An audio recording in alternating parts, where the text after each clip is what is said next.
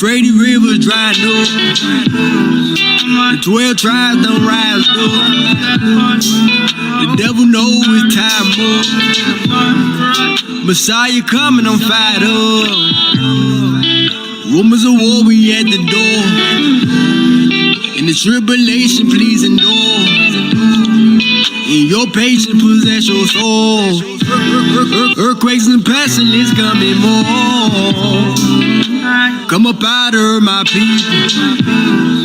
These folks done did so much evil. These places coming, they won't leave you. Famine, nuclear missiles gon' kill that eagle. We got angels, they got demons. For the most I'll protect you and keep you. The love of many gon' ask cold. And this tribulation gon' let you know. Your truth, they truth, my truth. His life, his death, the truth. No vaccine gon' mean some sacrifice. Would you lose it all to live afterlife? These plagues are coming to the earth. America about to get hurt.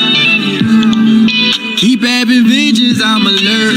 Babylon is going down, is in his word. Come up out of my people. Jeremiah 50, pray I see you. But send your angels cause we need you. Having visions, I keep seeing yelling and screaming. A fake Messiah coming, don't let him deceive you. All them signs and lying wonders gonna be evil. Messiah opening them seals. Keep them commandments, y'all, cause this body get real. Lockdowns coming back. The plagues coming, nobody could send them back. Hold back your wings, seal your elect. Hold back your wings, seal your elect. You need to repent, go watch the news.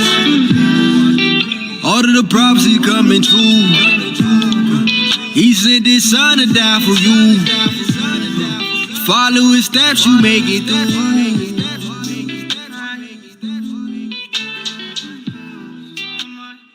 You've heard on July 7th, F3 is on the way, but I don't think you really understand how it's about to go down. So let me break it down for you. This is a public service announcement. Performing live, we have Sarah. Stepping for the Lord, so don't play with me. Most people don't like me, but they swear they gonna pray for me. Also performing No Name Servant and Big Homie Yerb. Ride with, ride through my city with a sword on me, ride with, on the highway, byway. Of course we can't forget Zoog and Jamel the Trunk Rattler. Purchase your early bird tickets before May 30th at 3mgmusic.com. You can purchase your entry tickets, VIP tents, family packages, and vendor tables. You can also sign up to be an F3 volunteer. The event will be at Post Road Park on the west side. Meet us at the goal line for the second annual Fringed Up Family Fest, presented by 3MG Music.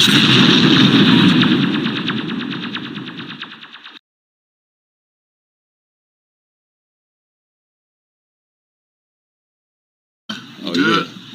Let's go get in the building, man. You know we working. They one for the babies, man. It's been a year, bro. Years since I seen you. Hear me? Try to give him a call, man. Let's do it. Ain't nothing like daddy's love. Just a living testimony. Give the glory, Father. All praise to Abba. Yo, what up, boy? Love you, man. You been calling you the message.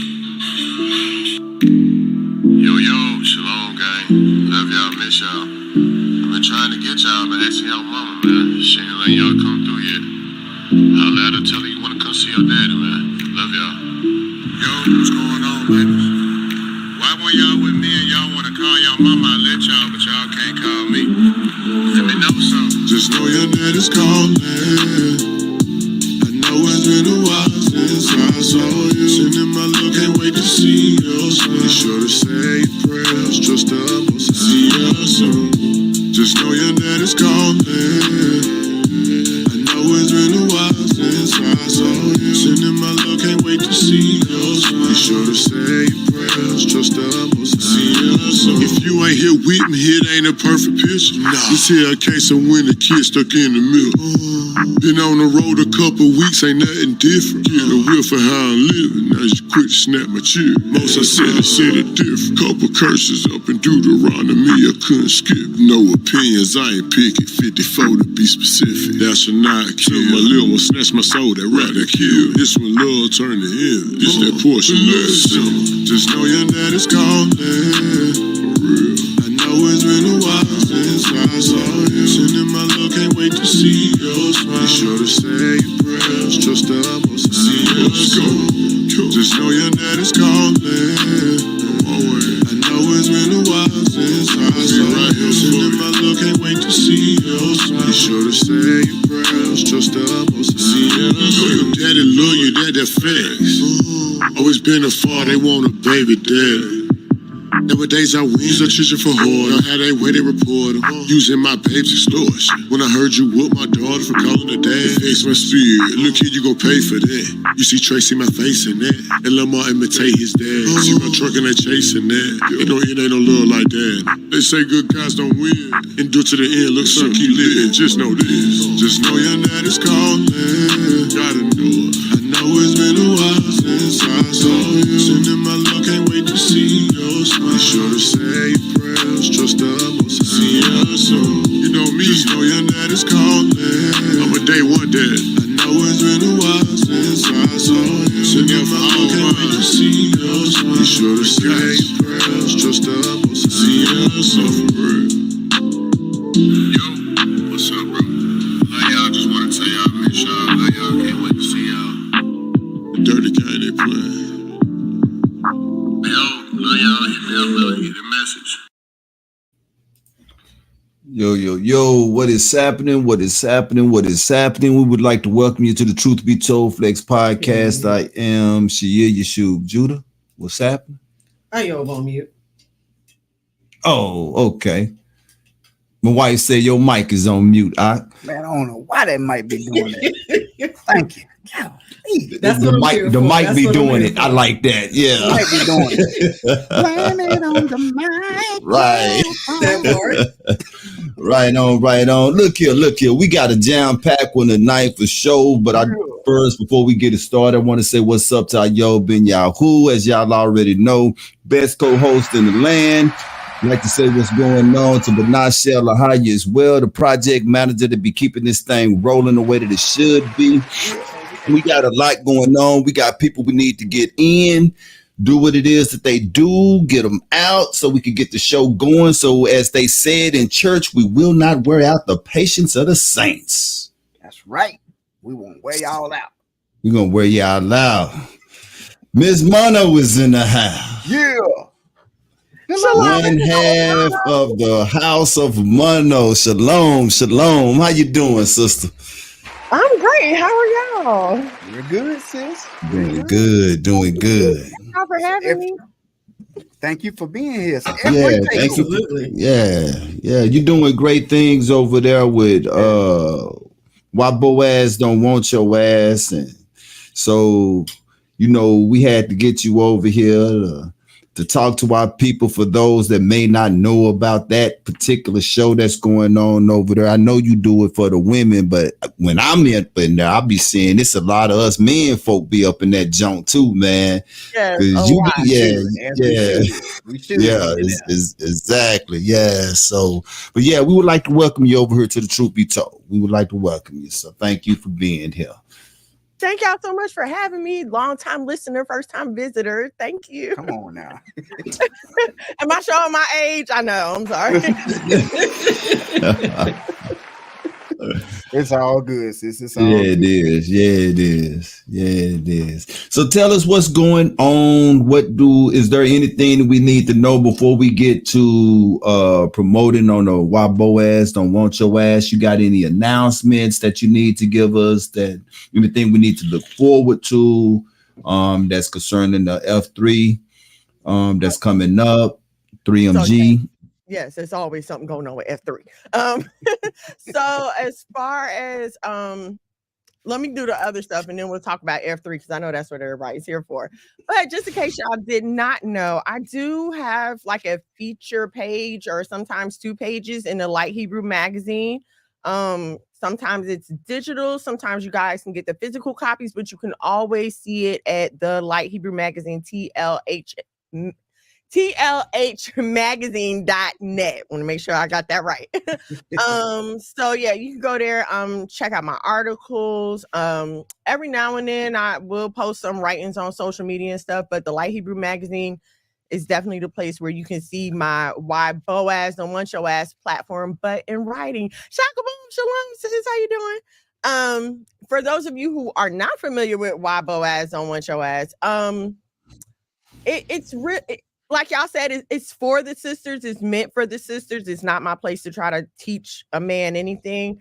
But it's just been such a blessing that the brothers are really like getting something from it. And listen, when I tell y'all, I don't come in here with no notes. Like I just kind of know what I'm going to talk about, and it'd be me and the Most High after that. Like, all right, listen, if you don't say something, ain't nothing gonna get said. So, I mean, I just want to I just want to edify my sisters. Like I want to help my sisters. It hurts my heart to see the condition that we're in spiritually, emotionally, some of us physically. So, I just want to be that voice. I try to be as relatable as possible. I try to be as honest as possible, sometimes to my possible embarrassment. But, it's just to win some for the cause of Christ. So, that's what Boaz Don't Want Your Ass is. I hope y'all tune in. It's every Thursday night at 8:00 on YouTube at Monologue Magad, MONOLOG MAGAD. And I also air live on Messiah TV.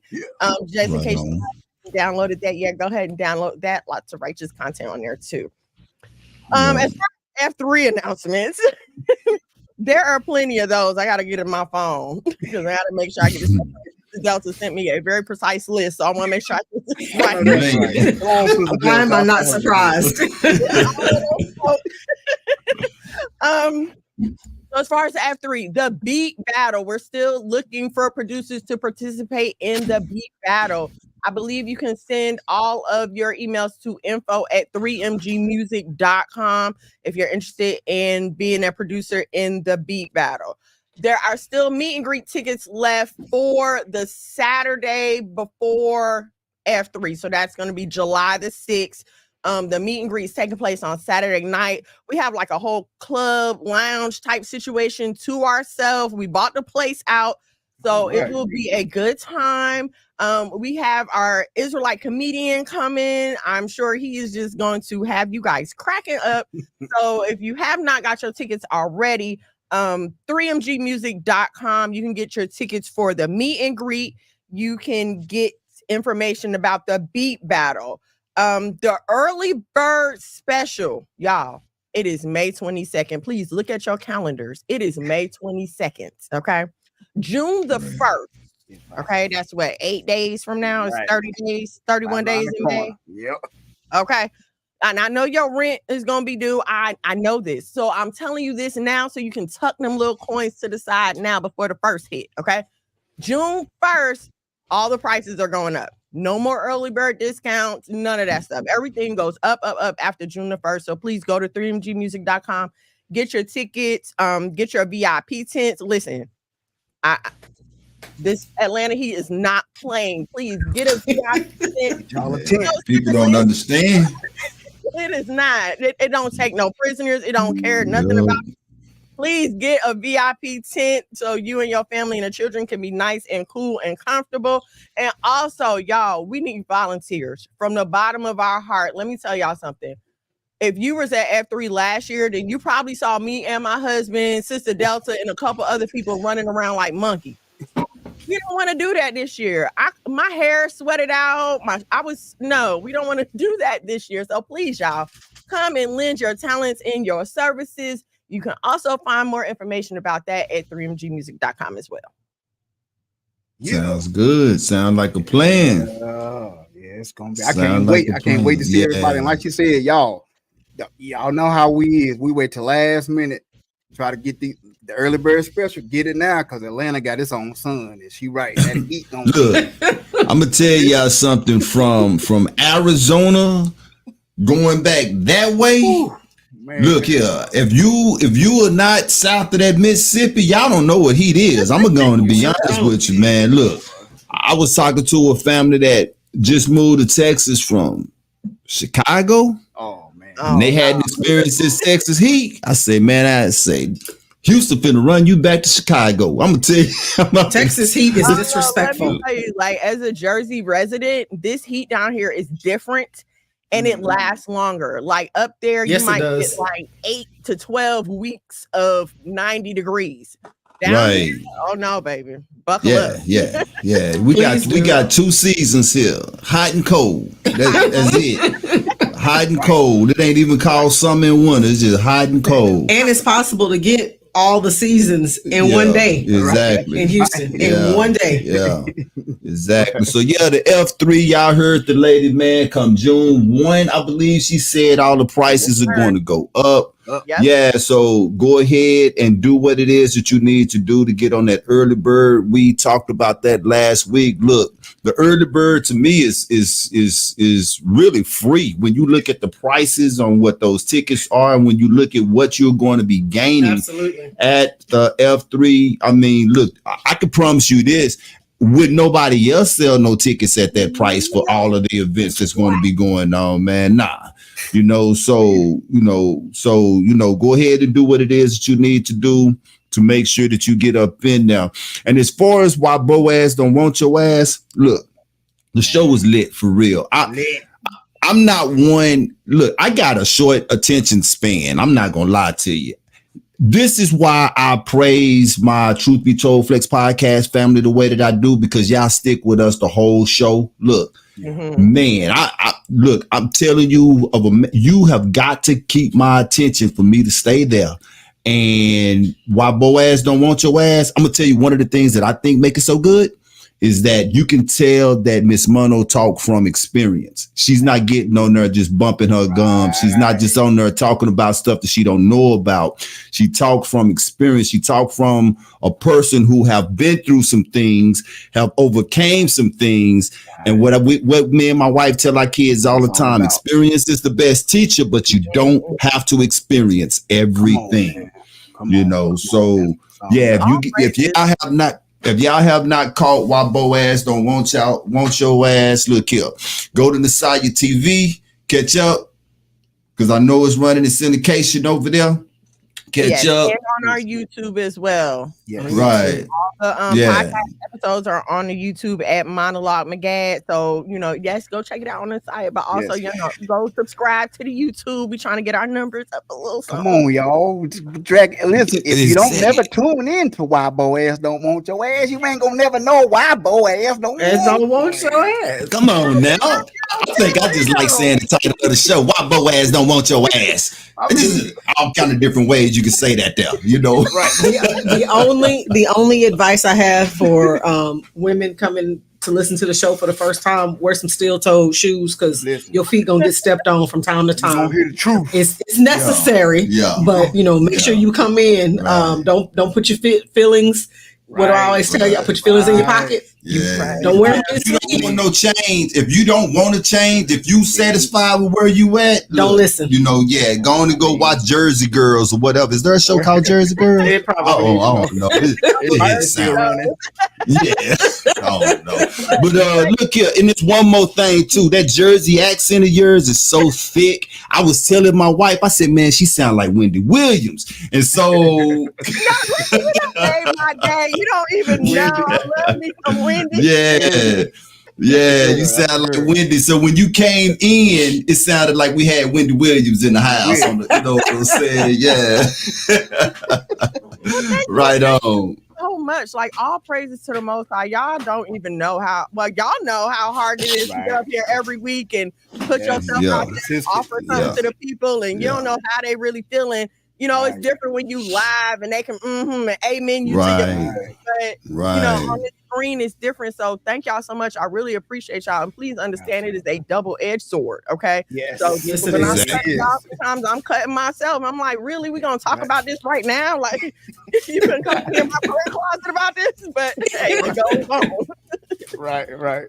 Yo, yeah, so we do appreciate you, Miss Mono, stopping by. Sometime in the future, we'll probably get you back up in here and tell Monologue, yo, tell him we have not forgotten about him. Or tell him this partly his address as well, man. He done been to the show twice. Yeah, exactly. So yeah. And we're gonna have to bring her on for Hot Topics, get her perspective on some of this. Oh yeah, that's for sure. Topics. That is my wheelhouse. I would love to. Okay, then. But say you take it easy. Y'all keep printing them shirts over there. Can't wait to see you. Yeah, can't wait to see you guys come July. And we thank you so much. We got a next guest we're going to bring thank in. You, Miss Mono. Y'all show love for Miss Mono. Y'all go watch why Boaz don't want your ass. Every Thursday, 8 o'clock. Every Thursday. All right. Shalom. Yeah. So we got another guest we've been to bring in right now. There he is. Man, before we even start, I'm gonna have to ask you about that beard. Come on. Do it grow like that, man? Say, look.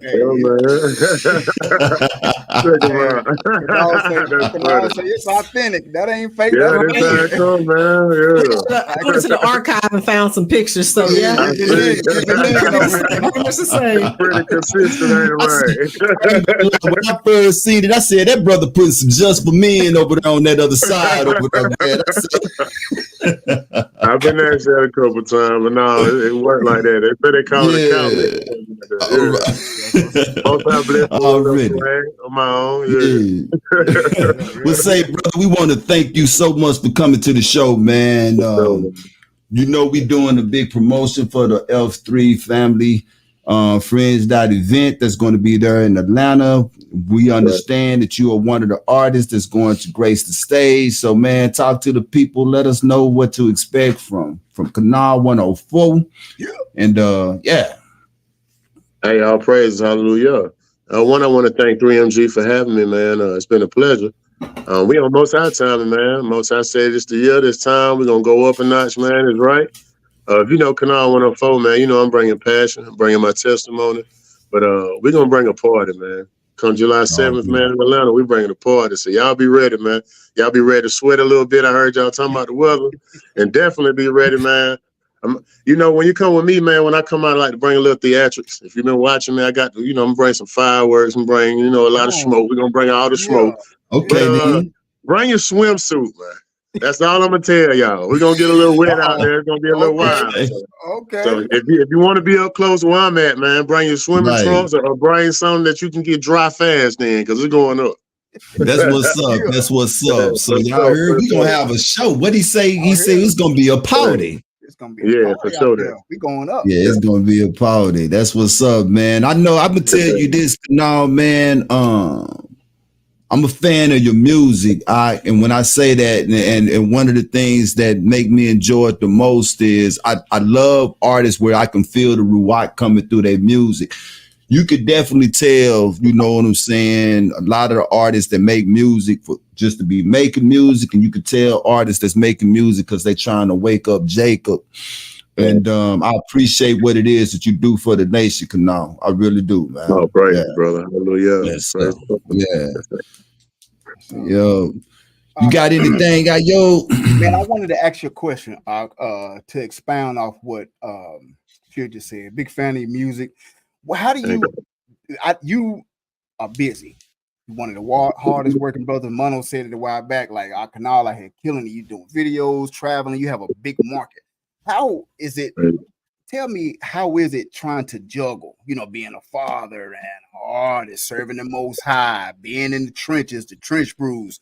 How do you juggle that, man? How a normal day to Kanal look like to the people?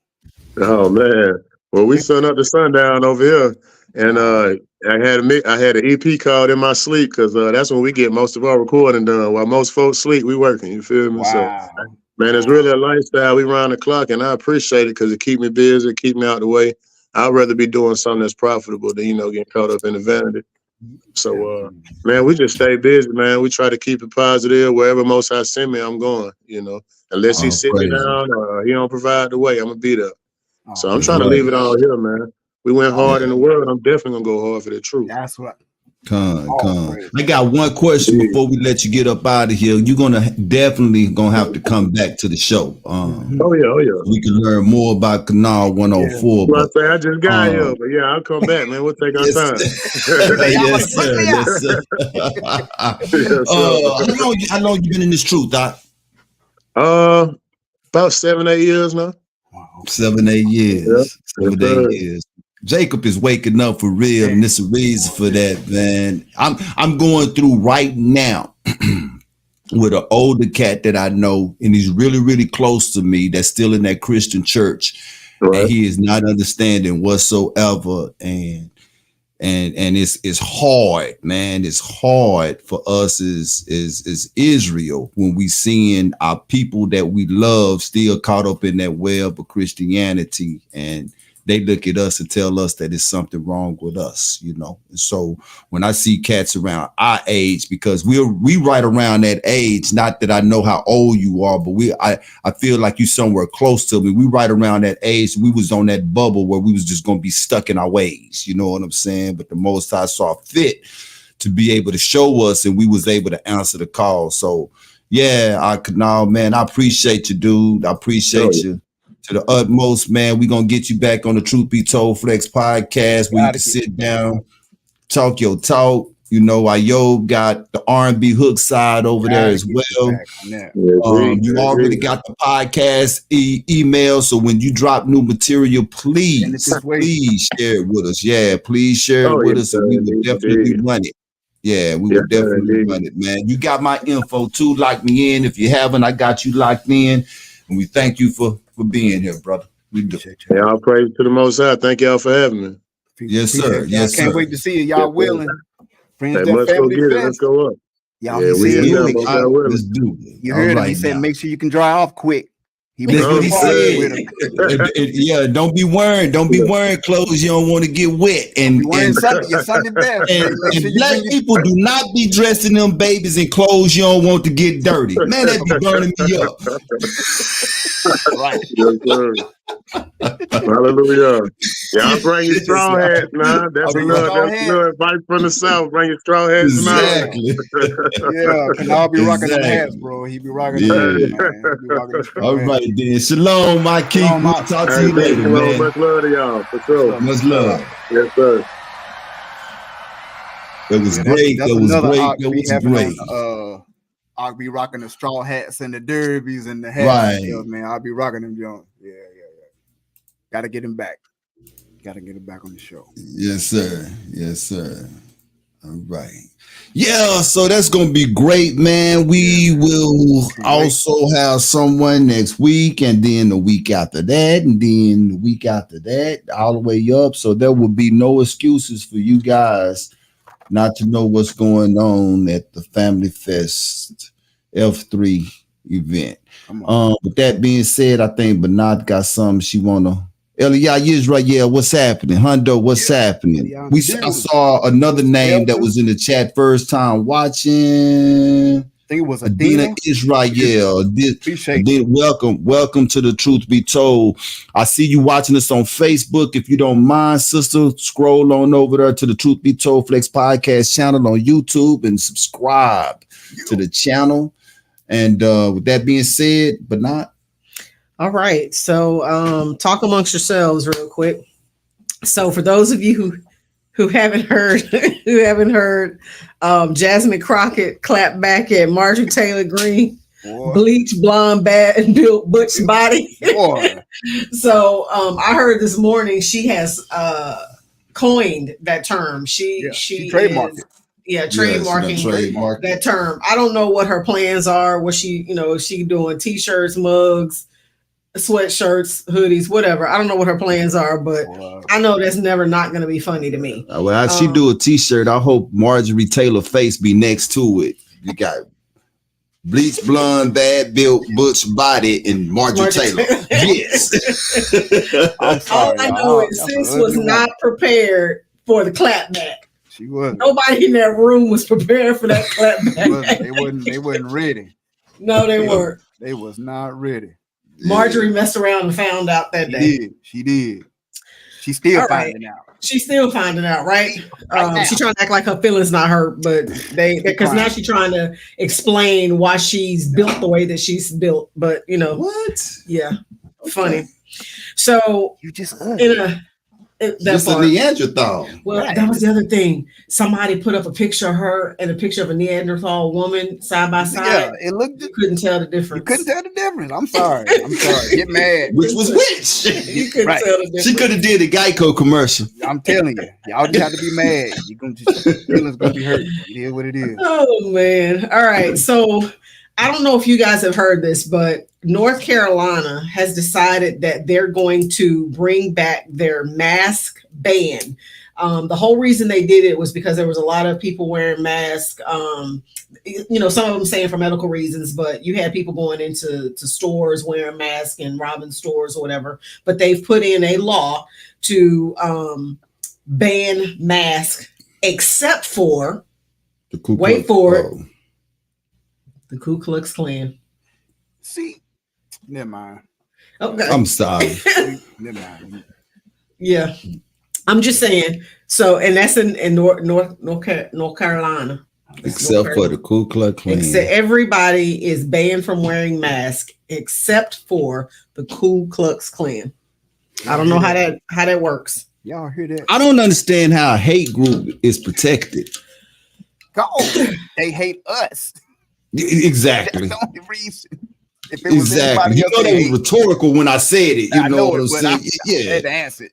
Right. That's well, let me zip it up. Yeah. The key. In the words of our good friend Michael, they don't care about us. Yeah, exactly. Yeah. All right. So moving on. They wow for that. Yeah, big wow. Big wow. All right. So like it's normal. Next in the news. So Iranian President Ibrahim Raisi passed away. Was it last week, earlier this week? In a helicopter. Helicopter crash was on Monday. He died in a helicopter crash. He was the potential successor to the country's leader. The foreign minister Hossein Amir Dalihan. Yeah, you're doing good. Okay. Foreign Minister Hossein Amir, I can't say the rest of that name, and other government officials were also aboard that helicopter. The helicopter group was traveling, crashed in foggy conditions in a mountainous area in the northwest of the country near the border of Azerbaijan. During his tenure as president, Raisi also strengthened Iran's ties with China and Russia and openly blasted the U.S. government after he killed Iranian Maj General Qasem Soleimani in an airstrike in 2020. Because Raisi was known for his part in 1988 extrajudicial killings, reactions to his death have been mixed, with some celebrating the end of the late president's rule, while others praise his legacy. An Iran expert at Carnegie Endowment for International Peace said on X, formerly known as Twitter, Iran's conspiratorial political culture, few will believe Razi's death was accidental. My question to you guys, what really happened to President Ibrahim Raisi? What say you? Who was it on? It's you. Yeah. That's a real tough one to answer. Ayob and myself, we was talking about this earlier. I think that was Monday when we was talking about it. And I asked the question, I was looking at it, I was like, why would they allow him to fly on that day? Remember Kobe not long ago, that was the same type of accident that Kobe had. His helicopter went down because of the fog. And so this is the president, and he was flying with an entourage, and that fog was soup on that particular day. It was so foggy that when they were showing it on the news, you could barely see the people. The majority of Ibrahim's life had been in politics, though. So I'm sure that there was no shortage of enemies that were standing at his door. Ibrahim Razi, he backed Hamas for Israel. So Israel is also an enemy, and we know that America and Iran has bad blood between those two nations. And then we know how Bible prophecy as well talk about Iran when it comes to America as well. And so this is a nation that we as believers, we should be looking at and following the things that happened. So what happened to him, I really can't say, but let's talk about what may not have happened to him. And I don't want to say that President Ibrahim Razi is not dead, but I do want to raise the question. Then this was what Ayob and myself talked about. What if he is not dead? What if they just wanted to remove him out of the way in the most noisiest way possible to create a storyline? Because in reality, even if he did die, nothing should change. Studying this, sir, I came across some information that I did not know, which is the president in Iran really has absolutely no power whatsoever. That's just a glorified position. President's powers are relatively limited, especially in security matters. President Interior Ministries run the National Police Force. However, its commander was appointed by the Supreme Leader. That's who runs Iran. So, and that's who it is that he answers to directly. So I'm gonna go all the way down here and say this: if anything different comes out of the nation of Iran as speaking points, as pertaining America and Israel and anything else, we know that what we seen was some type of a fluke. But to answer the question directly, do I think that it was an accident or intentional? I don't think nothing when it comes on that level is an accident. 1, 0. They needed to put him down some kind of way, whether he is dead or remove him. Ibrahim Razi had to be disposed of so that they could bring something new in. So I'm telling the truth be told, Flex Podcast family, pay attention to what the news is saying. Remember, we always say they speak the truth, but you got to listen. Absolutely well put, Ak. Yeah, I agree. We spoke about this briefly the other day, and it just goes to show you hit a good point, and you said pay attention, because we always say it. They always make a mistake. They are telling themselves without trying to. Now, you said something else which is super profound, that we must pay attention and be true watchmen and watch women in this hour, right? Iran's stance on the West has always, for the last 100 years, since 612 BC, they've always said, I can't really say unalive to America, or the B word. Always. Always been their stance. The West tendencies, the West ideology, West religion, they've always double, triple down. We don't want your policy. How dare you come in and try to put your policy? We don't want your foreign policy. Now, as you said, as Banaf, as you both said, it was super cloudy Same clouds, even worse than when Kobe's helicopter went down. So you have to ask yourself, as you did, why would they do that? Again, why would America take down an enemy by assassination or anything like that? Because what was the first, if he would have got shot or poisoned it, who would have been the first person or the first people they blamed? America. Right? Exactly. So now, or Israel, either one of the two, and they both are pretty much almost one and the same. So again, the question, y'all, you gotta pay attention, because now who's behind the President Rossi? Who was under him?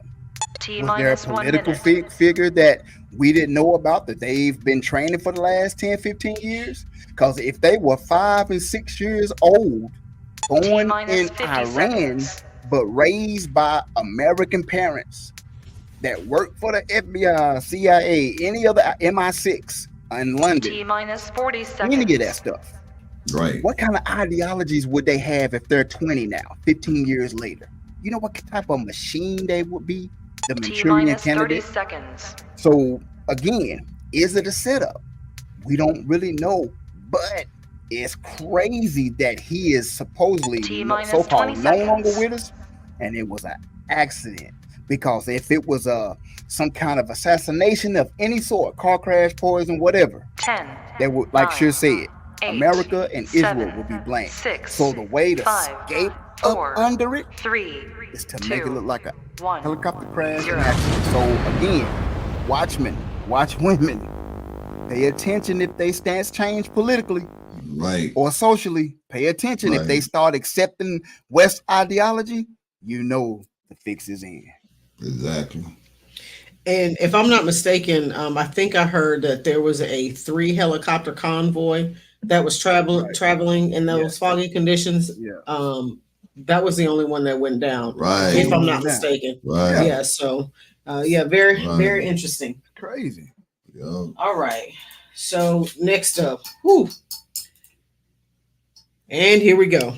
So China's Xi Jinping and Russia's Vladimir Putin last Thursday, pledged a new era of partnership between the two most powerful rivals in the United States. China and Russia declared a no limits partnership in February of 2022 when Putin visited Beijing just days before he sent tens of thousands of troops into Ukraine.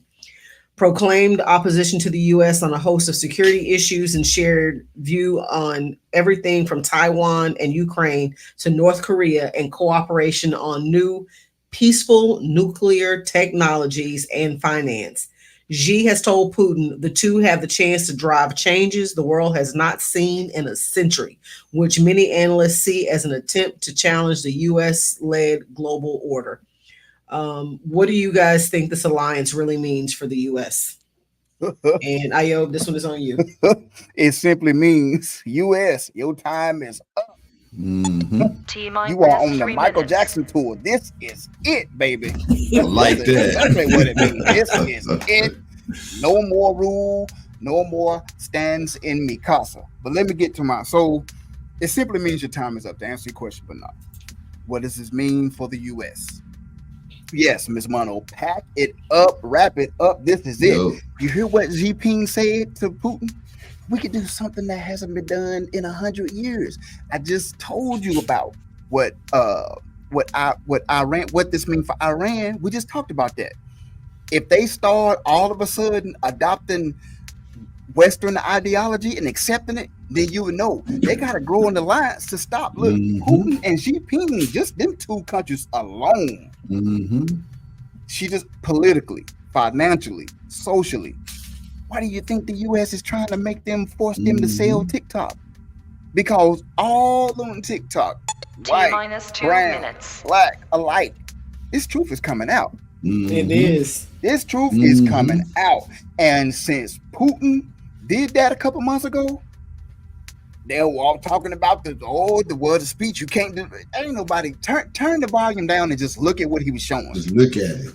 And what this alliance does is, he just stated in that article, he was talking about bringing the Iranian, strengthening Russia and China and Iran. So again, what Xi Jinping and Putin is saying is, U.S. West, your time is up. Wrap it up, pack it up. They've been meeting on the red carpet. Look, folks, they don't meet on the red carpet. They don't bring that red carpet out just for nothing. They meet in buildings, they take their pictures, but when that red carpet is rolled out and they taking picture opportunities on the red carpet, shaking hands, turning around, looking in the camera, again, America, Xi Jinping, and Putin is saying your time is up. 50 seconds. It is a new era. It's a new era. That's what they're saying. This ain't my words. This is what Xi Jinping and Putin is saying. They didn't invade Ukraine for nothing, y'all. There's no reason that Hamas and Israel is fighting. All of this is escalating to put U.S. in the corner for them to be begging for mercy. And who's going to be the world leaders to do it? Xi Jinping and Vladimir Putin. So again, T-minus 20 to seconds. keep your eyes on this. They just had a trip again, red carpet. They just had a trip, shaking hands. He is sending a message to the world that about his priorities and his strength and his personal ties with Xi Jinping. See, they have a personal relationship. It's more than political. It's more than financial. It's more than just running a country. They actually are friends. So just like how friends, we used to get together real quick. We used to get together and topple the bully. This is it. Right. This is it. Yeah. I digress. Facts. Yep. I agree with you totally. I do. When I saw that question, man, I couldn't help but to think spiritually though. And she asked, what does it really mean for the US? For America, not so good. But for Israel, for us, this is righteous talk. This is what we need to understand. This is righteous talk. So this is a two-part answer for me. I'm gonna try to get to it. 2 Ezra chapter 16, 36 through 39. It says, behold, the word of the Most High, receive it. Believe not the gods whom Ahijah spake. Behold, the plagues draw nigh and are not slack. And when a woman with child in the ninth month bring forth a son, with 2 or 3 hours of her birth rate pains compass her womb, which pains when the child cometh forth? They slack not a moment. Even so shall the plagues be slack to come upon the earth. And the world shall mourn, and sorrow shall come upon it on every side. This type of talk to me is the same as all these destructive tornadoes that we've been seeing hitting America right now. I had to look it up. The United States on the average have over 1,000 tornadoes a year. China, Russia, Ukraine, and all, they average 7 a year, followed by the United Arab nations that only have 6 a year, which tells me that tornadoes in America is a plague, people. Just go watch the news, okay? But I mentioned all of that to say this. These countries at some point, they will take over America. They are. It's going to happen. And if they don't take over America, what they're going to do, they're going to make life for all Americans as difficult as it possibly can.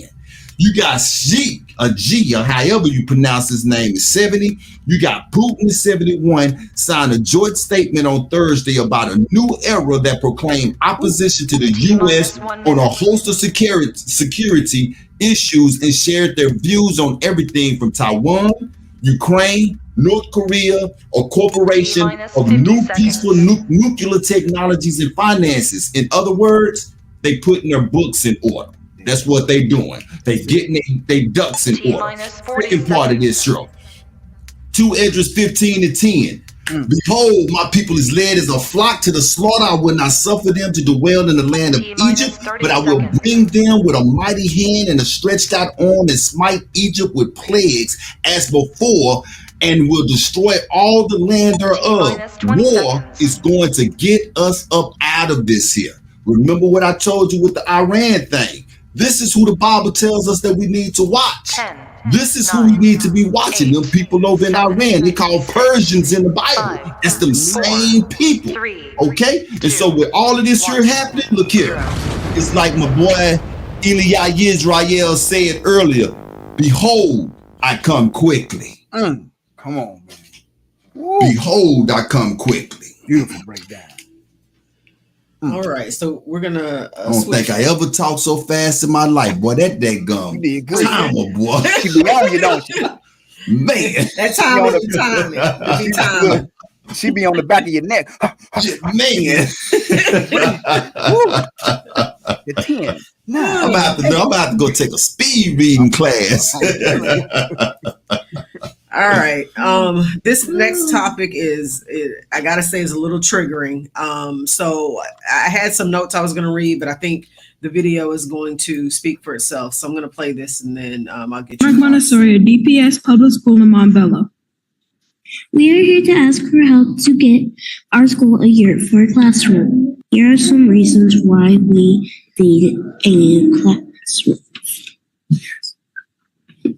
Yes. If you need space, go back to fucking Africa. Nobody wants you here. Whoa. All they gonna do is burn shit down and ruin stuff. You fucking little. We are a Montessori school. You unmuted me again, you dumb boomer. Go ahead, protect the niggers. Protect the niggers. Kick Yo, producer, can we remove them? Why would you remove me when you should remove the nigger? Yeah. Or better yet, the Jews that brought them here. Disgusting. They're gone. They're gone from the Zoom. I'm really sorry about that. I am so sorry. Speak up. Can we start the timer over, please? We're going to sit behind you and support you. That's what's so amazing for being here. We're right here, okay? Hello, my name is Mallory Renee Rivon. We are a Montessori school that's also a bilingual program. Woo, man. I have so many words, but so what this is there were these two young girls. They're fourth graders. One is in fourth grade. The other one's in fifth grade. They're part of a student leadership committee at their school who were there to promote to the council the idea of building a yurt, which is basically an extra building that they wanted to use for music classes and provide, and it gives them a little additional classroom space. So as you can see, less than a minute into their speech, a female voice interrupted and launched into this racist rant that lasted for about 30 seconds as council staff scrambled to try and boot the caller from the meeting. The city council has stated that they are investigating the incident, which they called a breach, and staffers usually mute all members of the public who watch the council meetings through Zoom until they're called upon to speak. In your opinion, was the Zoom audience member intentionally not placed on mute, or was it an accident? And should anyone be held accountable for this misstep? Cher, this is on you. Yes, I believe that it was intentional, and there is nothing that nobody could say to make me believe any different. Even if it was not intentional, they should have had better. They should have double checked it, triple checked it to make sure that that couldn't happen. And yes, somebody should be held accountable for it. But I have a question for you guys. And I'm sorry, we for real may be in the beach house for real after this was here. But they don't care about us. I don't care about them. What if there was two little Jewish girls up there talking to the people, and a black person came over the Zoom meeting saying, F fake Jews, F the Holocaust? What would the world's reaction be? What would the world's reaction be? Who have heard about this on their local news station? Have they talked about this here? Not at all. You know why? Because it only happens to us. This was a 4th and 5th grader that came there with the trust of the lady that was there. We have absolutely no idea what lasting impact that this is going to have on those children. City council administrative staffs, they say that they are investigating the incident, which they call a breach. It was not a breach, in my opinion. Like I said, they should have double checked it, triple checked it to make sure that nothing like that could have happened. And seeing the staffers usually as but not said, they usually mute all members of the public. So why is it that this particular voice, and this was a young voice that came over as well, which the way that I think it could have been one of the staffers' children, it could have been one of their grandchildren. I have absolutely no idea who it was, why that voice came over the PA at that particular time, man. Whomever job it was to ensure that the public was supposed to be muted, they failed at their job. That's the first person that should be held accountable for that. There shouldn't be too much of an investigation as well, because this person should not be hard to find with IP addresses and all of this here. So they should be exposed when they're found, and they also should be charged with domestic hate crime. If this had been, if this had been any other nationality or group that is protected, it would have been called a hate crime. So why is this here not considered a hate crime? Nothing that nobody does to us, and we got a story that's coming up a little bit later. Nothing that nobody does to us, they are held accountable for doing it to us. If there is nothing else to show you that we are Jacob, that we are the children of the book, look at the treatment that we have always had over here. And for what old girl said, go back to Africa, gladly. Give me my money first. Very well put out. Go back to Africa. Okay. Well, to answer your question, and I agree with Big Art, yeah, it was intentional. 3 minutes. I truly believe that the outburst person, she was the admin.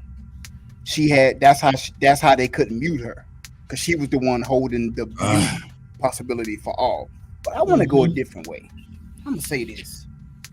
Ain't it funny how this is always in a school setting, or y'all always see the videos at a swimming pool where they're trying to call the cops on little boys and little so-called black boys and girls, or elderly people. Why ain't this ever done with some bros like me around? Right. I tell you what, come, instead of saying it on a Zoom call or easy, come down to the school and say that in person. See, it's easy to sit on the internet, be an internet thug. That's easy. But I tell you what you won't do, whoever you was that said that, go down to MLK Drive in Atlanta. Say the same thing. 2 minutes. Go down to Forsyth Street, the Greyhound bus stop. Say the same thing. Go to Grady Homes in Atlanta or Perry Homes. Say the same thing. Go to Charlotte, to Delahade Courts, Tanglewood. Say the same thing. You ain't gonna do it. You won't do it. Go to New York, go to the Bronx, say it. You ain't gonna do it. That's why it's always funny. Oh, I'm a grown woman. Let me attack some little girls. Yeah, cute. Y'all all bad, blonde, built, butch, whatever body. All of you. Yeah, go to Bunton in Dallas. You won't do it. You ain't gonna do it. That's why I say, look, Miss Mono say, would never, could never. They won't do it. Again, y'all. The Most High, the Malak, the Watchers, they're visiting this earth, and they are pouring the vows and sealing. The seals are being sealed, the vows are being poured out, and the Most High Spirit, His Ruach, is being poured out on the earth. And like we say all the time, what's been inside is just coming out. They can't hide it no more. They don't want to hide it. But they'll do it in secret, though. It's crazy. Y'all got all this power, but to sit in a school board meeting to bring the names back. No, stick your chest out. Do it with the chest. Have a conference. Do it publicly. Do it on national TV. But you won't do it, though. It's funny. How y'all do that? T-minus 30 seconds. Y'all the serpent. You the seed of the serpent. You got to subtly do it. But you got all this power to parade and walk around. That's why I know the Most High won't let y'all say that in front of me. Because I'll be Dirty Harry on all y'all. If you ever say that to me. Man. So please, keep doing it online and behind the 10, scenes. 9, But 8, I feel for those 7, little girls. They were hurt. 6, but it couldn't have been me, because I would have 4, pulled the mic and said, come and say that to my face. 2, Man, come and say it to my face. For real. I'm for real. But they won't do it, though. They won't do it. They got the right kids that day. I will say that. That black lady that was standing up there with her, she should have grabbed that computer and slammed it on the floor and been like, I thought the devil was in it. Just bam! I thought the devil was in there. Look, the people in the back would have like, show Liz, the devil is in it, show Liz. But yeah, West Boulevard in Charlotte, Tuckasegee, MLK, and Forsyth in Atlanta. Yeah. Look good, man. They ain't coming. They ain't coming. Look good, man. That's the thing. Yeah. Yes, indeed. Yeah. She was put up to that though, man. There was no way. There was no way that she just came through at that particular time. Absolutely. And said what and the way she said it, it seemed like it was a speech. Like this is what was given to her. Just like somebody said. Yeah, this is what was given to her. Yeah. And that's why they intentionally said, "Oh, for this meeting, you're the admin." That's why nobody knew her. Right. Yep. Right. All right. We're about to take after that one, we definitely need a music break. So we're going to take a music break. We're going to hit this. First song is With It Ak Canal featuring Hezekiah. Let's get it.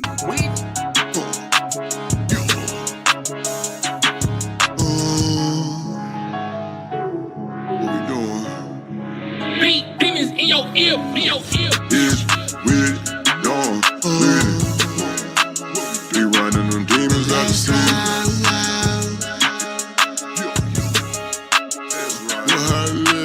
They know when we pulling the scriptures up. We got the prescription, they need healing. Heal that more skill,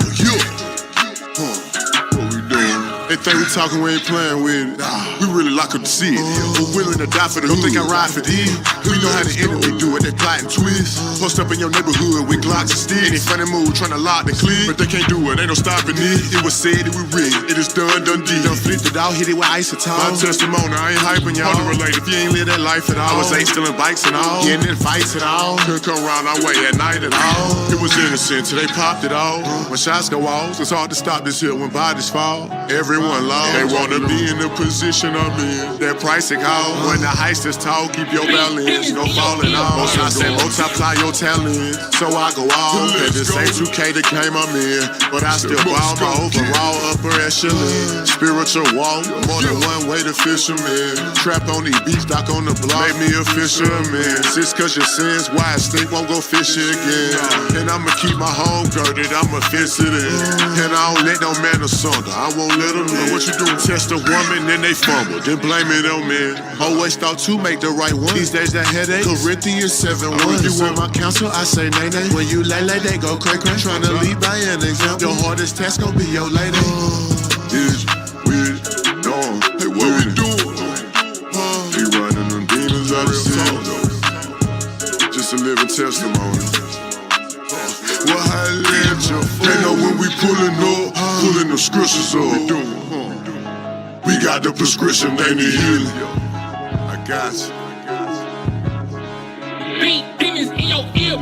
Pull up in them trenches where them killers be. Look him in his eyes, it's like a man, I know he feeling me. I am not your op, I'm your brother, not your enemy. If you don't change your ways, you gon' die, ain't no sympathy. I was just like you, I love the slide, that's why he sending me. Hop out with that shit, we used to hop out, make them niggas flee. The father changed my heart, this ain't no lie, that's what he did for me. Evil out towards your brother, trying to stop this killing spree. Who gon' teach him Christ? Who gon' teach him right? Who gon' tell him need to change their life? Was in the doubt, we found the light. Baby girl, you ain't no die, don't wanna hear, but this shit right. He think he boy, he think he might. They got them switches, they don't fight. A thief, he coming in at night. They on the corners trying to warn you. Got the switches, put it on. This that healing, that corona. This that righteous, not that wrong. This that come up out that cone. This that Babylon gone. This that blood up on my hands. I done washed them, I done told. This was for the trenches and them niggas in the city. Do your people, can you save them? This one for the trenches and them niggas in the city. Them your prophets, please raise them. Is with dawn, be running them demons out the city.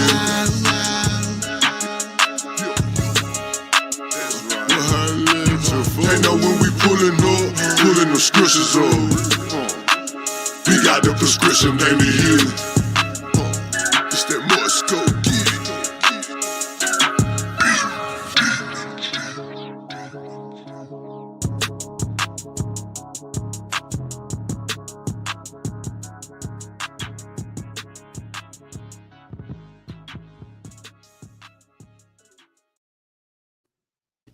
That's that riding music, man. Yeah, that's it.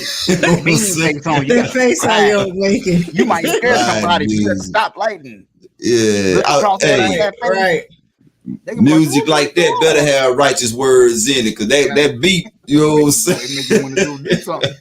Make you want to go y'all do saying something. to our girls on the Zoom line at the middle school? Oh, okay. We with that part. That part. Pull up with the trunk rattling. Right. That part. All right. Next up on the docket, guys. And it just keeps getting better. I don't know where she be finding. I also want to give thanks to Banat, because Banat has helped Ayob and myself out tremendously. Man, listen. She scrubbed the internet and whatever she do. I have absolutely no idea, but this sister be finding these stories and she be getting them together for the show. So you're doing a wonderful job. I want to thank you for that. And you know, I think I can speak for Ayob too. You did. You have lifted a little weight off my shoulder, because man, what little weight? Well, I try. I appreciate it. I appreciate it. Over here. What you talking? Man. All right.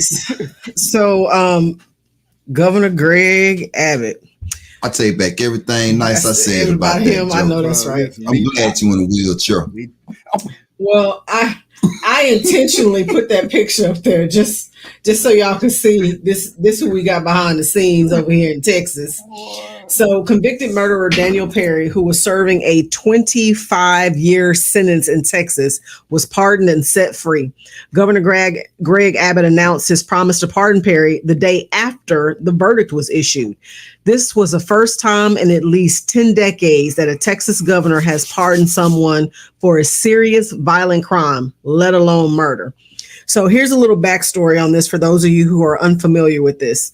Daniel Perry, who was an active duty sergeant at the time of his crime, never disputed that he shot and killed 28-year-old Air Force veteran Garrett Foster in front of multiple witnesses during a 2020 Black Lives Matter protest in Austin. Perry drove his car up to a crowd of protesters who surrounded his vehicle. From inside the car, Perry drew a handgun and fired at Foster. Most witnesses describe Foster as having his rifle slung tight to his chest, pointed down at the ground with his finger off the trigger. Witnesses say they never saw Foster raise his firearm at Perry. During the trial, prosecutors presented messages Perry sent before the shooting. Some of the messages talked of wanting to kill Muslims, Black people, and protesters. Other messages included, I might have to kill a few people on my way to work. They are rioting outside my apartment complex. It's official. I'm a racist because I do not agree with people acting like animals at the zoo. I might go to Dallas to shoot looters, and no protesters go near me or my car. So days before Governor Greg Abbott pardoned Daniel Perry for killing the protester, the Austin Police Department drafted a 2-page letter to state officials advocating that Perry be freed. Do you guys think he was pressured into issuing the pardon, or was this solely his choice? Ayob, this one is on you.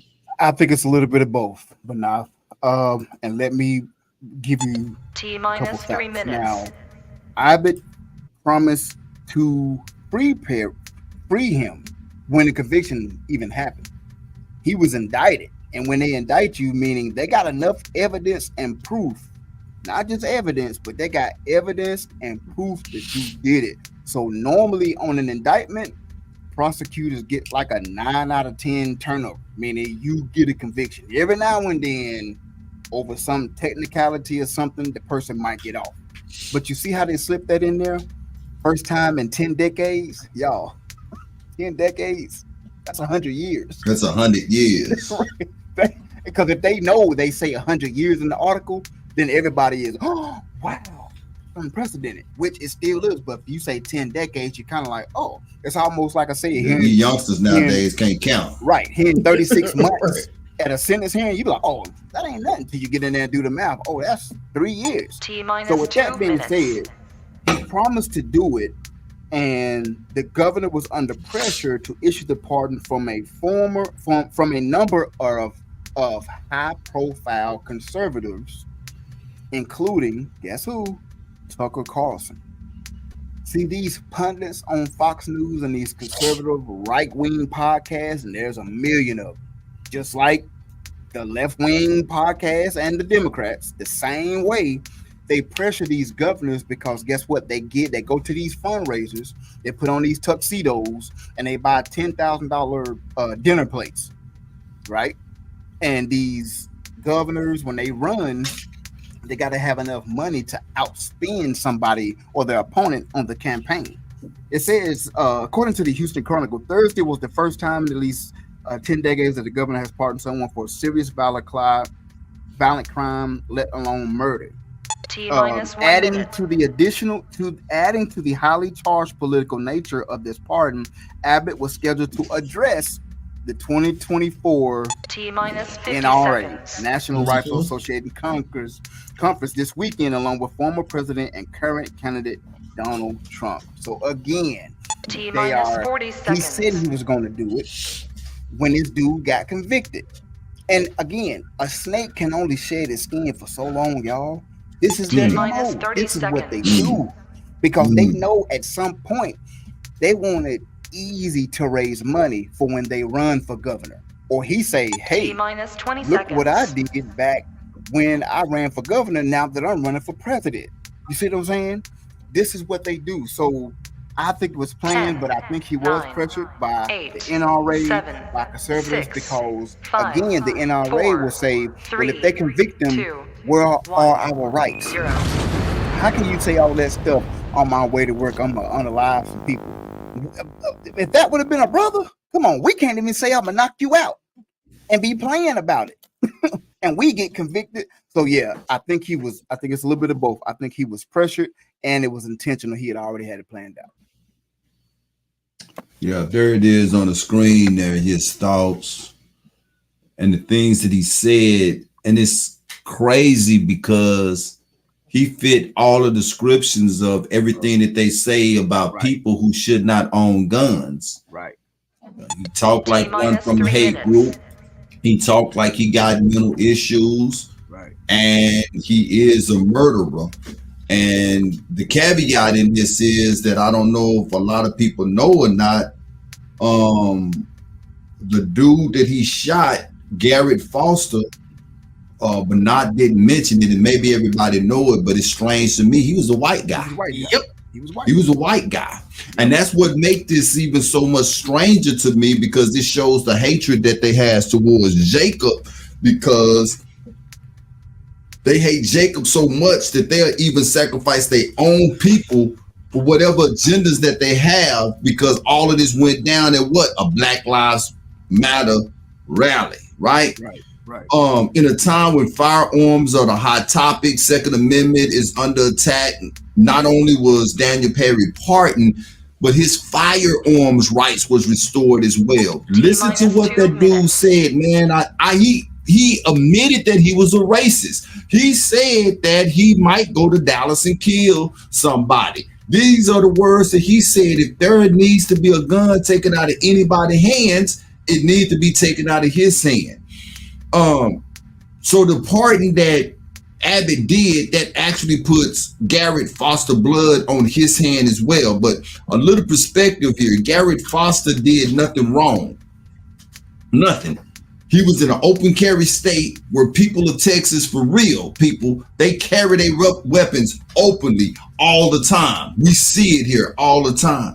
Second Amendment gives them a right, gives us a right to assemble and carry, which means in a protest. And this guy, Garrett Foster, had his rifle pointed to the ground and not at nobody when he got shot, which means that Daniel Perry is a murderer.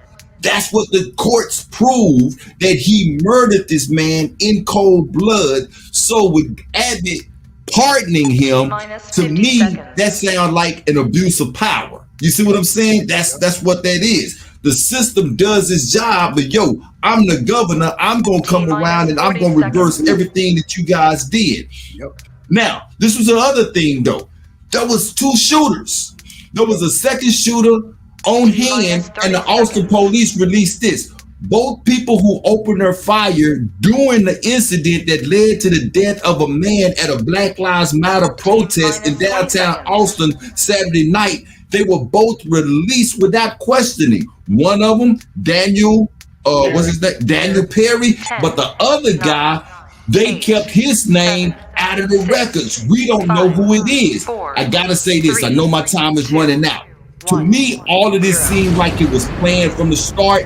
Daniel Perry was there on a mission. Look, we gonna get you up off of this here, but we need some kind of chaos to go on up in some areas over there. You know what I'm saying? Because for them to sacrifice a white guy like that, and then to get him off, what? Because he was a corporal sergeant, that makes him a hero, and this is the reason why we're going to pardon him. Look, man, it was same as Kyle Rittenhouse.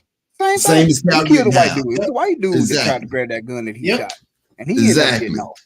Exactly. So, again, just a snake shedding his skin into a bigger snake. That's all. Yep, that's all it is. And he having a hard time right now. Yeah, he is. Yeah, he is. Yeah, he's having a really hard time right now. He thought life was going to be very different for him. Sweet. Yep, it is different. He thought he had a cakewalk. Yeah, he thought it was going to be sweet. He in quicksand right now. Yo, he's struggling, both juggling. Man, he is. All right, so this one was triggering for me. I don't know if it is for you guys, but this next one right here, good grief, man. Well, look at it. Yeah. Bad joke. He should have fell over. He probably did. They just didn't show it. So Biden delivers commencement speech to Morehouse. So on Sunday, the oldest president at 312 years old gave his first commencement speech this year at Morehouse College. The faculty of Morehouse College voted to confer President Biden with an honorary degree with a vote of 50 to 38. Most of his speech was dedicated to highlighting his administration's work to advance racial equity and justice and emphasizing the $16 billion investment in historically Black colleges and universities. Quote, and in addition to the original $7 billion investment in HBCUs, I'm investing $16 billion more in our history because you're vital to our nation. Most HBCUs don't have the endowments. The jobs of the future require sophisticated laboratories, sophisticated opportunity on campus. We're opening doors so you can walk into a life of generational wealth to be providers and leaders for your families and communities. Today, record numbers of Black Americans have jobs, health insurance, and more wealth than ever. End quote. Though most of his speech was uneventful, a handful of students stood or sat with their backs turned during the speech. And I did a couple of snips, but you can see he looks a little different than the rest of the group. That's because he has his back turned. These two have their backs turned, and then this one right here stood up in protest with the back turned as well. So my question to you guys, and Sheer, this one is on you. What do you think was behind the decision to have Biden deliver the speech, and any particular thoughts on the speech itself? Stockholm Syndrome was the decision behind it. I don't have any thoughts whatsoever on the speech at all, but I got a problem with him being there. Overall, that's, out of all the people that Morehouse could have called to come give a commencement speech at an HBCU to Black students, you make the call to Joe Biden. This is why I say all the time, and y'all know I love my people, so don't take this the wrong way. It's in the perspective. Black people make me sick sometimes. They really do, man. Make me sick sometimes. How do you guys feel? And I'm asking you, Banath, and I'm asking you, Ayob, and I'm asking the Truth Be Told family.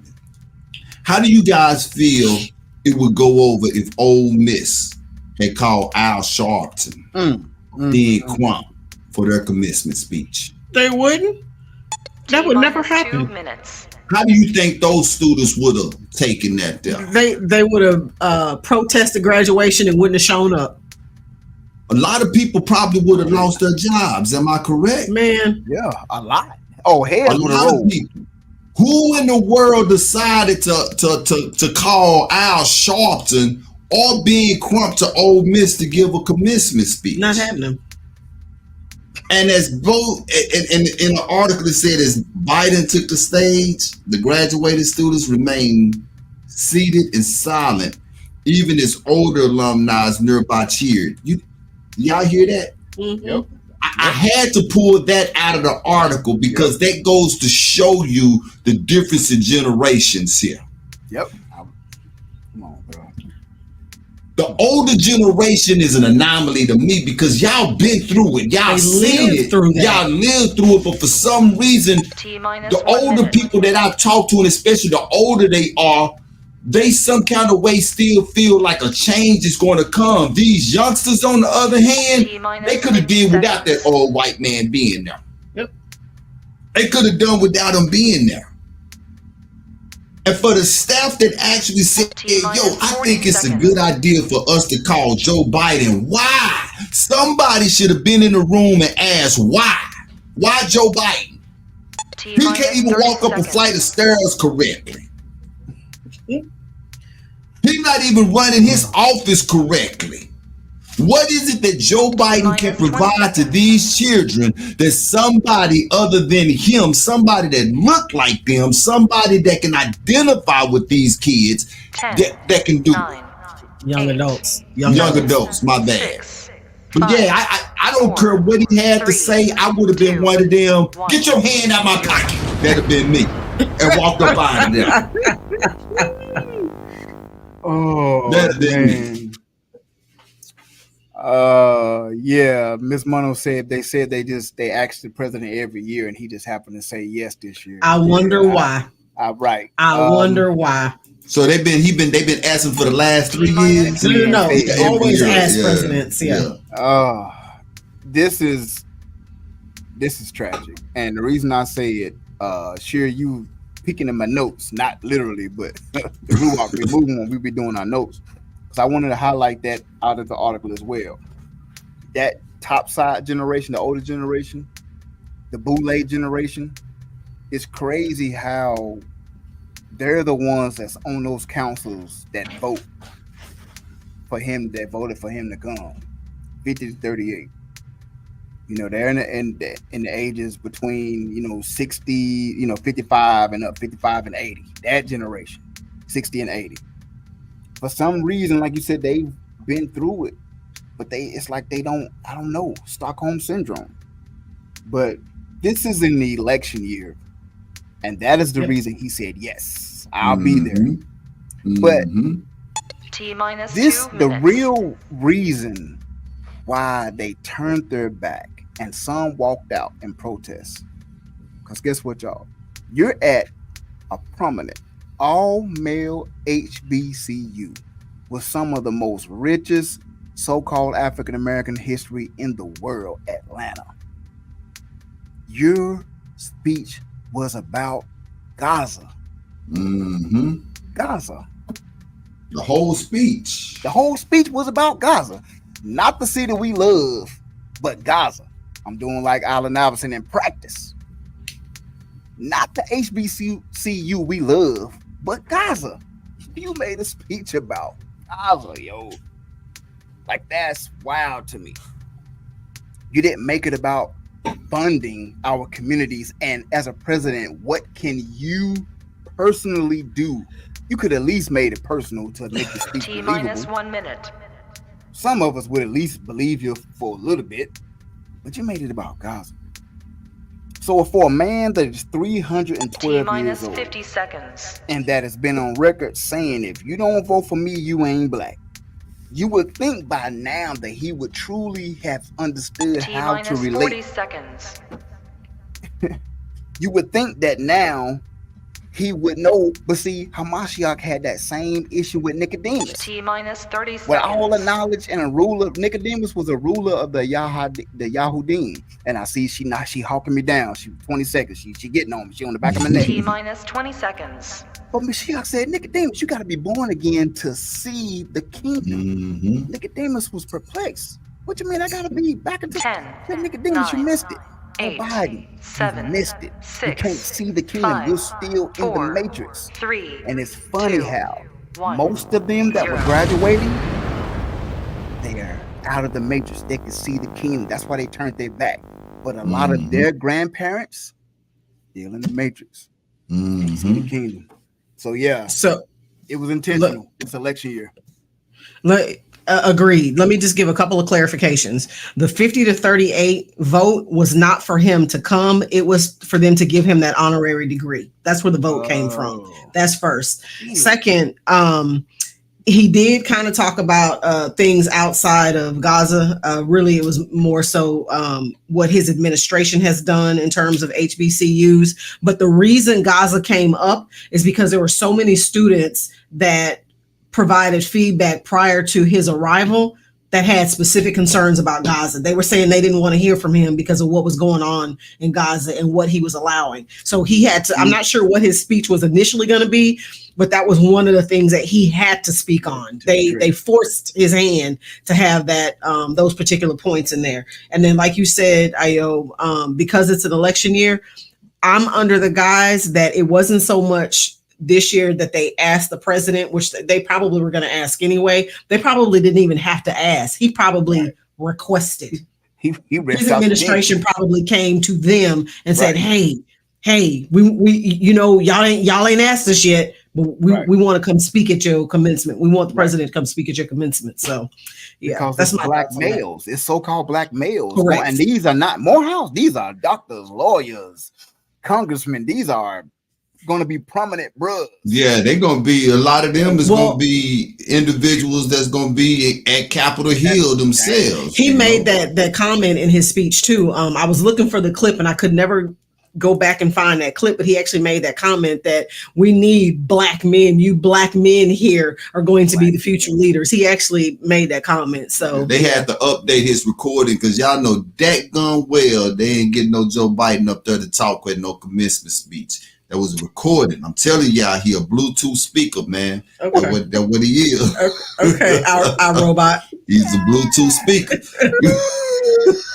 All right. So next on the docket. One of these days it's gonna short out. So on Sunday, May 19th, we actually came into the anniversary of 70 years since the Brown versus Board of Education. So massive, often violent white resistance to desegregation delayed enforcement of the 1954 Brown ruling across much of the South. New Orleans schools weren't desegregated until 1960 by a black 6-year-old girl named Ruby Bridges and 3 other girls. 3 years before New Orleans' desegregation crisis, Little Rock, of course, endured its lost year and saw the bravery of the Little Rock Nine. And then court-ordered desegregation in Louisiana, Arkansas, and much of the South led to creation of segregation academia private schools, initially established for white students only. The school still exists today, though many now admit some non-white students to qualify just so they can qualify for state education funding.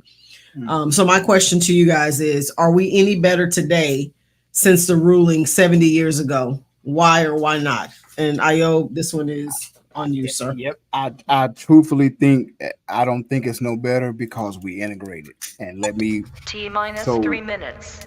The Supreme Court on May 17th, 1954, as Manoff was bringing out, U.S. Supreme Court Justice Earl Warren delivered the unanimous ruling in the landmark civil rights case Brown versus Board of Education of Topeka, Kansas.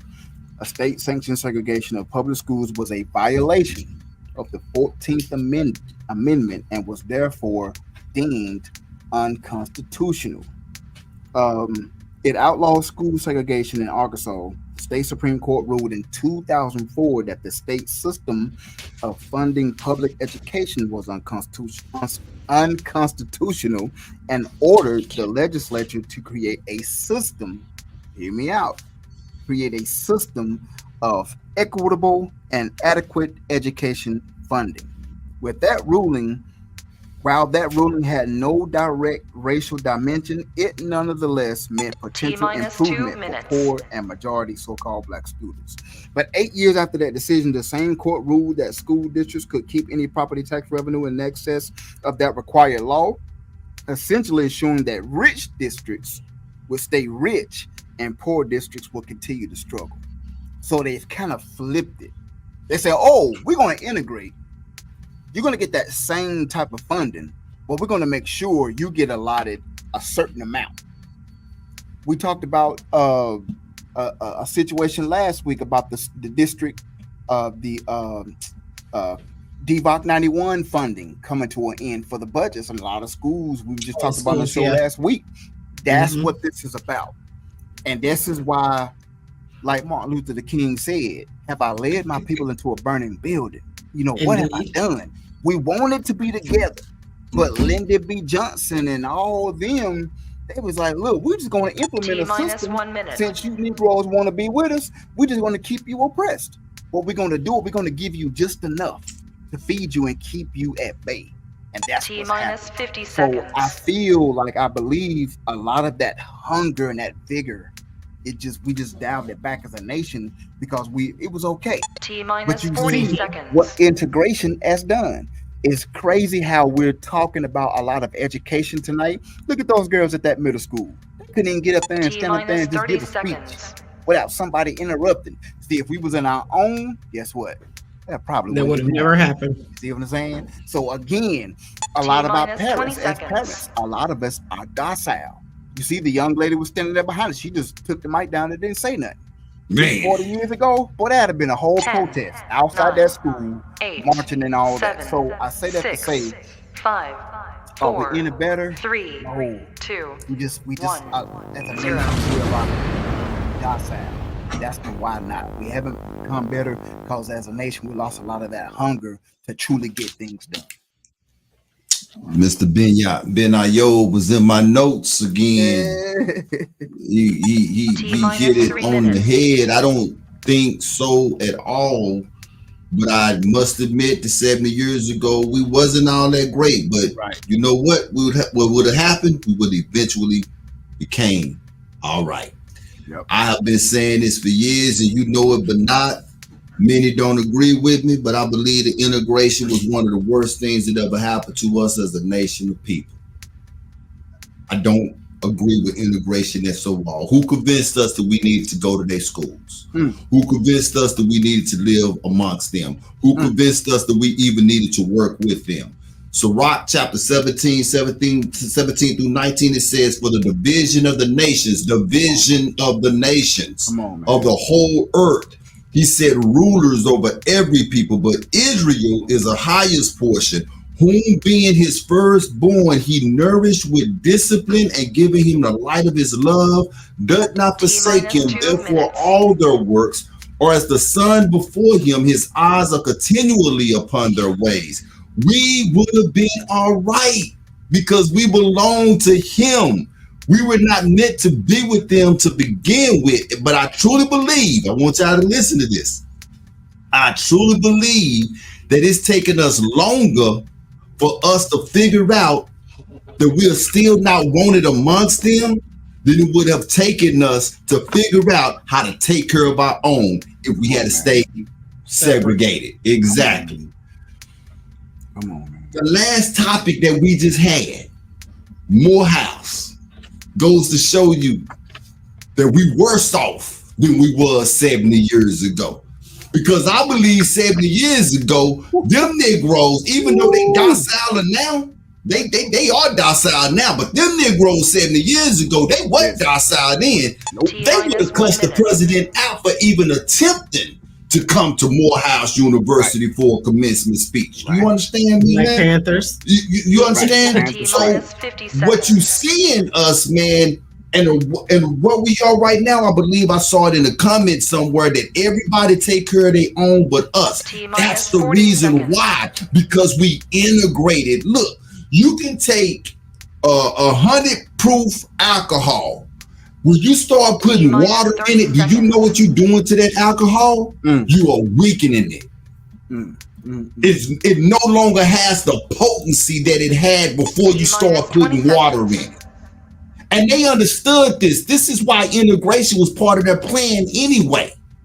They didn't give us integration. They made us feel like they gave us integration. They were going to give us integration to begin with. Why? Because they knew that they had to weaken us. They're afraid of us. They had to keep us around to watch us. They had to keep us close.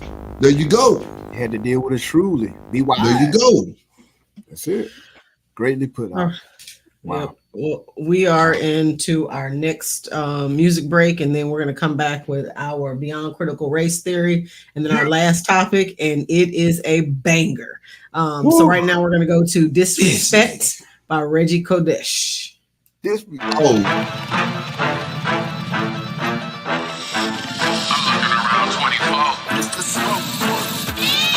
Everybody has no respect for the Most High. I'm like, man, who did they up? Who did they up? Who did they up? This was respecting my yacht. Who did they up? Who did they up? Who did they up? This was respecting my yacht. They're crazy. Whole world fit it, one fit it. I'm thinking, just maybe, one of these days they get it. But how it's looking, I don't really know, no. Brother hate brother, love is so cold. The end is running big ass socials, but they busy looking pretty for their iPhones. These demons, they scheming, and everybody's falling for the trap. They thinking, conceited, reject the truth, they keep it from the fact. The intention with the pleasure, so you walk a stand. Put corruption in your body, so they see it in. But they going against y'all, so they never win. But you end up just like them if you don't repent. Who did they up? Who did they up? Who did they up? This one's speaking my yacht. Who did they up? Who did they up? Who did they up? This one's speaking my yacht. I mean, crack it open, get provoked, don't need joking, everything on lock. So the end is seasoning, so know this, everything out here gon' pop. This the day when he pulling up on sinners. If you're found with him, you gon' end up foul dinner. Changing up the sands, sending chicken dinner. Following the ways, how you really be a winner. Pat on overload, nobody walking in meekness. Riches on their mind, but say they sell for the cheapest. Truth they will deny, so lies they will deceive it. They're throwing demon time, but their time it is depleted. Hope they see repentance for it, and they catch up with them. Rolling with the wicked like a fire you can live in. I'm trying to bring it down, and I really hope you listen. So the world will see that the Father stand on business. Hallelujah. Man, I hope y'all take heed. This world is crazy, Babylon is falling. You better get right or get left. Who did? This was sticking my yeah. Who did? This was sticking my yeah.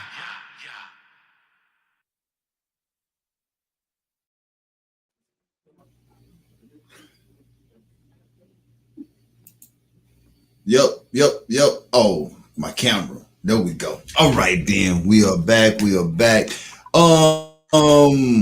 Two things real quickly. Y'all stick around. I meant to announce it at the top of the show, but we had so much going on. I didn't. We got a hot new single from our very own Ayo Ben Yahuda. We will be running tonight. Yeah. So, yeah, for those who are still here, I'm pretty sure y'all will be here for the next, 20, 30 minutes or whatever like that. Yeah. So, yeah. I kind of got in trouble because I jumped the gun. My bad. But Reggie Kadas said something that kind of struck a nerve. I was going to mention what it is that he said. When they leave us alone, we do stuff like that, which was that Black Wall Street. That's the kind of stuff that we do when they leave us alone. So yeah, that's why they want my wife be in control of putting up the comments and so my finger did it, baby. It wasn't me. It was the finger. It was the finger. Yeah. Let's get it though. It's that it's time for us to learn together as a nation. Let's learn tonight Beyond Critical Race Theory. Again, this segment is a segment where we get to learn about a lot of our people that we just do not hear about. And this story or account, I most definitely never heard of this young lady. She has an interesting story. But tonight, the BCRT, Beyond Critical Race Theory, which is Critical Race Fact, is Jesse Redmond Fawcett. There she is right there. Jessie Redmond Fawcett. We're going to highlight her biography and her life tonight. Jessie Redmond Fawcett, known as the midwife of the Harlem Renaissance, was a literary educator, editor, novelist, and was a mentor to writers like Langston Hughes, Nella Larson, Claude McKay, and John Toomer. She shaped a whole generation of American literature. God, that's important. How have we never heard about this? Never heard of her.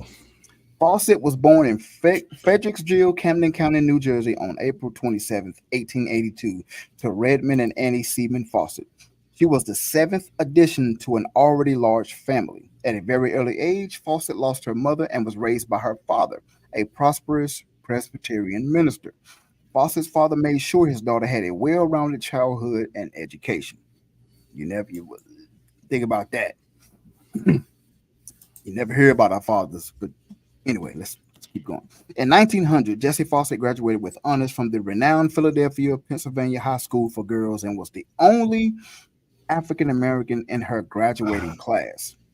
Following her graduation, Fawcett received a scholarship to attend Cornell University, which is Ivy League, in New York. And in 1905, now get this, listen to the time frame we're in. 1905 made history by becoming the first so-called Black woman accepted into the university chapter of the Phi Beta Kappa, a prestigious academic honor society. Fawcett graduated with a Bachelor of the Arts in Classical Languages from Cornell University in 1909. 20 years later, she received a Master of Arts degree in French from the University of Pennsylvania.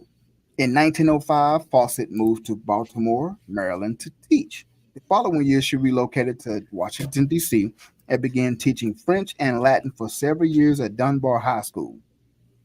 She resigned in 1919 and moved to New York City to become the literary editor for The Crisis, the journal of the National Association for the Advancement of Colored People, NAACP. In her post, Fawcett played a pivotal role in introducing the works of then unknown so-called Black writers such as Jean Toomer, Claude McKay, Count T. Cullen, and Langston Hughes to the magazine's national audience. So she the one that put them on. Fawcett was an essayist, novelist, and poet as well. Her published works include There Is Confusion, 1924, Plum Bun in 1928, and The Chanaberry Tree, 1931, and Comedy, American Style in 1933. All of these writings focus on African American culture and economic struggles during that period. Although Fawcett brought the work of younger artists to the public's attention during the Harlem Renaissance, she holds the distinction of being the most published novelist of that era. Jessie Fawcett left the Crisis magazine in 1926 and returned to the classroom. She taught at DeWitt Clinton High School in New York until her retirement in 1944. Fawcett married Hubert Harris, an insurance broker, in 1929 when she was 47. They remained married until his death in 1958. On April 30th, 1961, Jessie Redmond Fawcett died in Philadelphia, Pennsylvania. Wow. Man, Jessie Redmond Fawcett, what a great life. Like, really? Man, I mean, to be African American literature, to put the likes of those poets that I used to read, I never knew. Right. She was the one that birthed them and brought them into the light. What you guys think about that? Jessie Redmond That's Fawcett. Awesome. Man. That awesome. That time period.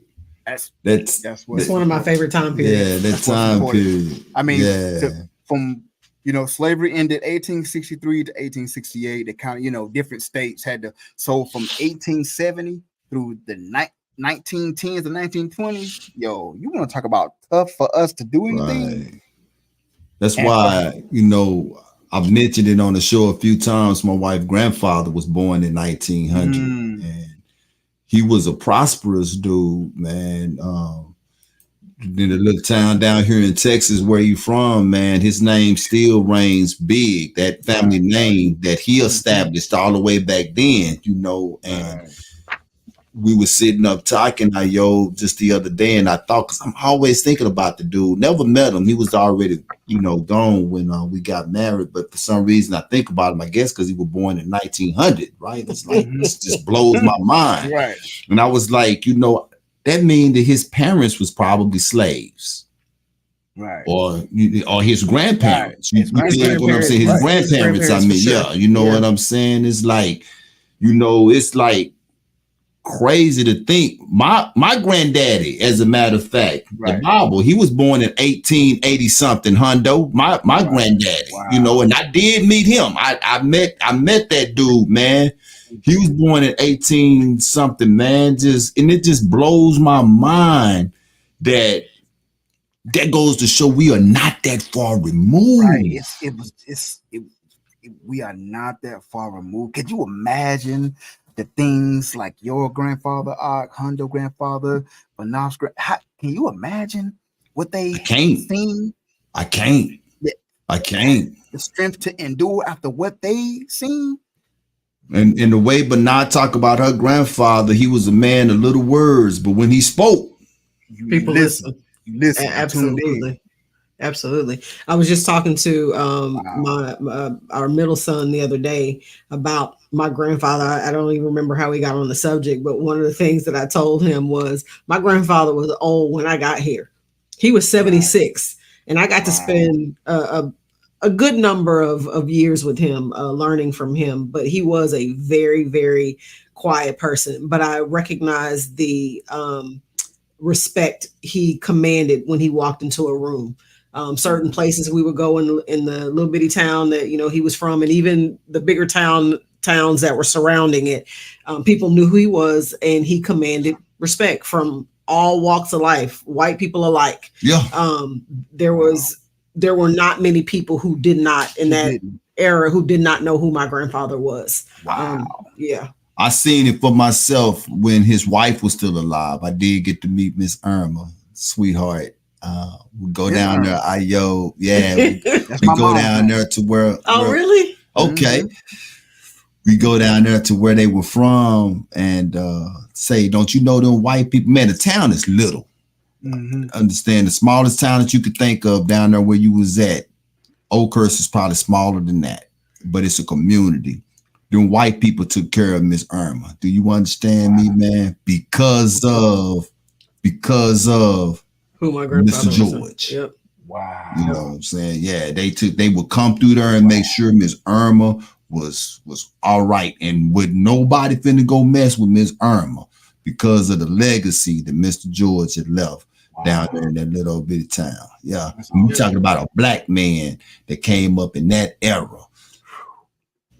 Think about it, man. Something to think about. Let that sizzle in your root walk from exactly. Facts. Good gracious. Wow, that's awesome. All right. Well, this last hot topic, people. We don't even need no notes for this one. Nah. This one been bubbling. So for those of you who have not heard, not sure where you've been, I don't know if you've been sleeping under a rock or you just chose to ignore this one. There's so much to unpack here. So I'm not even gonna, really bore you guys with any details because most of you, like I said, have already heard it. But, Cassie put out several months ago that she had been verbally and physically assaulted by Diddy. There were some who did not believe her. There were some who said, why now? And if you've seen the video, and that's, we didn't play it because I don't think it's necessary to replay this video. But this is Diddy, this is Cassie on the ground. And if you watch the video, the way he did her in this video, all I can say is he got the right one. Because this man naked, he got on a towel. It would have gone very differently for quite a few women that I know, including myself. But of everything that happened, the absolute atrocious apology he put out. This the apology face right here. I don't think it was a real heartfelt apology. I think he just threw something out there because some publicist somewhere told him you need to address it because this video is out. You need to say something. And what he decided to say was absolutely ridiculous. But I'm going to leave this with you guys. Sherry, you have this one first. What are your thoughts on the video that was leaked and the so-called apology video? Man, I don't even really look at this as a first or second, more of a around the table conversation. Diddy is done, man. It's what we can call done, but Ayo brought something to my attention that Dr. Umar Johnson said that I almost agree with because of Hosea 4:6 when it comes to us as a nation, a destroyed people, and we are such a forgiving people.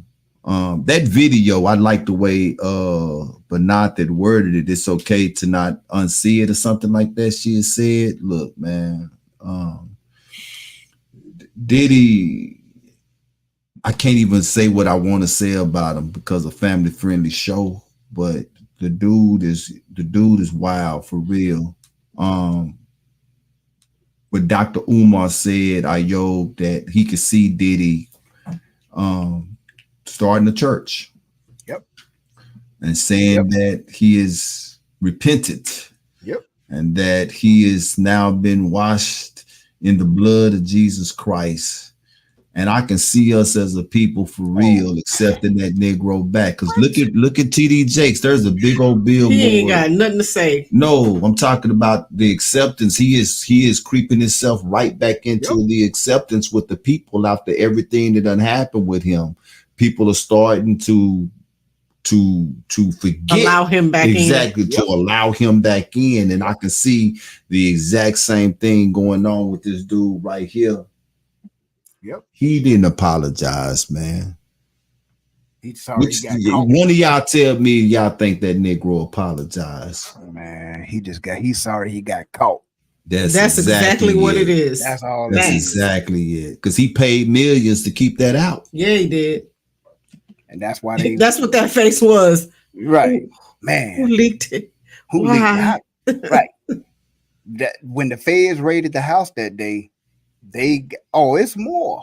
It's more. And coming, we start digging every Wednesday night, y'all. As soon as the show was over, we start digging, y'all. And I heard this dude done slapped his mom. He put hands on his mom.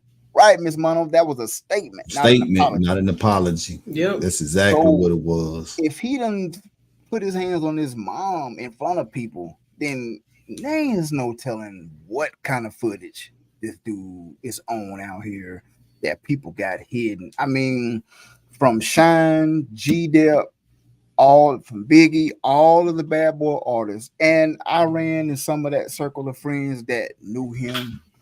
And to this day, man, what happened to me in 2007, part of my testimony, when the Most High yanked me out of the secular music business, I'm so glad. Like, y'all, like, it's the stuff like this that you think back. And this is what part of the testimony in the Everlasting Love song. When you think back, you look at stuff like this, and you be like, man, before I came to the truth that, man, I was a part of the secular industry. It's the more sin we watch, that's all is happening. We're just seeing Hollywood. Me and Shit talked about this. Now I'm gonna stop. Hollywood is on its last leg. This is a production. They know the tickets and movie tickets and shows is not selling. So what? Just reality TV it. They done it before. 10, 15, 20 years ago was the pilot when they had all these reality TV shows. Now it's just footage like this because Hollywood production is on its last leg. So the more entertained we are, the more sin is going to be revealed. And that's all it is. That's all it is. So, the thing with Diddy, y'all, is that this is a learned behavior. Right. Me and Safa was talking about this. I know y'all don't remember him, but he used to be on the show back in the day. We was talking about this, that I couldn't imagine wanting anything in life so much that I'm willing to give up everything. And that's what Diddy did. Everything that you see in Diddy do, every piece of literature that you read and every indictment that he has done to somebody, Diddy learned that from the one and only Clive Davis. There you go. Ain't nobody mentioning Clive's name. Nobody mentioned. Why is that? Why? Clive killed Whitney Houston the night of the dadgum awards. Yep. Ain't nobody mentioning Clive Davis. So you also, and I'm not giving no excuses on Diddy whatsoever, okay? None. I'm not giving Diddy a pass on nothing. But you got to understand that what this dude is doing, he has seen it and he has felt it. He was Clive Davis's toy, and you can put whatever you want to put in front of toy, and you will be right. You can put whatever you want to put in front of toy, you will be right. So what we seeing is a damaged good dude, and all he's doing is he's expressing all of his damage on people that is around him. Come on, say it again. That's all he's doing. That's all he's doing. That's all he's doing. And yeah, he's a soulless individual. He is still. He is reveling or waddling in the muck and the miry clay. Yep. The prodigal son just don't even know who he is. Yep. Just waddling around in it. Yep. And that's what we was once, not as maybe as deep and as bad as it, and so maybe some of us was. Oh, and maybe, like I said, we may have known some people that was like in that exact circle. We may have been friends or acquaintances with them, but somehow the Most High has us on the Truth Be Told Flex podcast on a Wednesday. Like, think about that, man. Like, look at this dude's life now, how it's unraveled. And it's like Shir just said, it ain't nothing new. It's just all coming out of the traumas that he's always learned from someone and always had. So the grace and mercy for not letting our stuff that we've done come out, like, man, it's like, bruh. I heard somewhere or read somewhere that his former security guards were saying that they were in situations where they had to pull him off of Cassie because he has a God complex, and it wasn't just Cassie. There were other people that they had to intervene and try and pull him off or calm him down in certain situations. You know who I want to hear from? Where is Farnsworth Bentley? He is white.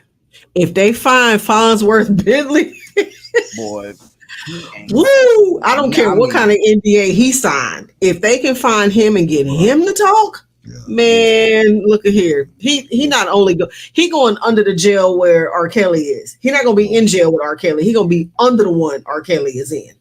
I think a lot of them cats are agents, though, man. Yeah. So I mean, you gotta look, man. From my understanding, 50 leaked the tape. Right. Yeah. You gotta, I mean, so you gotta ask yourself the question, for what reason? I think all of these people are in a state of, until it's sanctioned, they are untouchable. Until it is sanctioned, and then it's not sanctioned until they step out of the way. Now, what Jamil the trunk rattler is saying right now, y'all read that. Put that back up there. Yeah, that's the facts. He's the fall guy. He is the fall guy. The same way R. Kelly was when Harvey Weinstein was going through what he was going through. He's the fall guy. He is the fall guy. You ain't gonna never hear, but see, Clive got way more clout than Harvey got. Yeah. Clive been doing what he doing for a long time, man. Clive got loan money. Clive got loan money. Loan money. Barry, what's his name? Barry, what's Stevie? What's his name back in Motown? Barry Gordy too. Barry Gordy money so long he done convinced the world of Stevie blind. Y'all listen to me. You know what? We're not doing this tonight. That's Stevie, if you're watching, we love you. We're not doing this with you tonight, Sheer.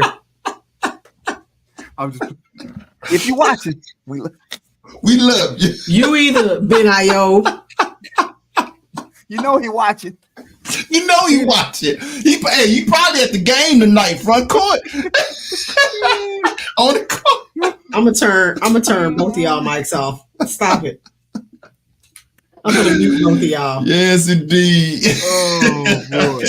How you get it?